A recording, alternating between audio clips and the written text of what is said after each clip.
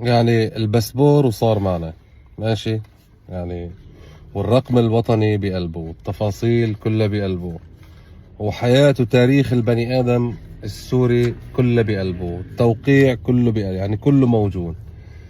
بتفوت على شركة سرياتيل اليوم بدك تسحب خط والله يا أستاذي على الهوية خط واحد، عفوا على جواز السفر خط واحد. لك أنا مواطن عربي سوري موجود هون يا أخي، وين المشكلة يعني شو؟ والله هيك التعليمات.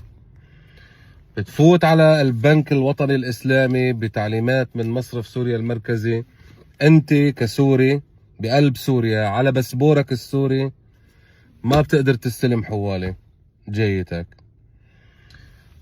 طيب شو الحل؟ جيب معه إخراج قيد. لأجل الحظ طلعنا إخراج القيد، قال منتهي صلاحيته إخراج القيد. طب يا عمي أنا إذا بسبوري السوري هذا بقلب بلدي اللي هو سوريا، أنا ما قادر أستفاد منه شيء غير إنه والله روح على العمرة واطلع لي من العمرة، هاي أمها وهاي أبوها. ومن 2013 ما عندي هوية، انفقدت بقلب سوريا، راحت يا أخي، راحت بالحرب، جرفها السيل يا أخي ماشي. ولليوم ما في أي تفاصيل عن الهويات السورية. أنا شو بقدر أعمل هلأ؟ شو الفكرة؟ شو الهدف؟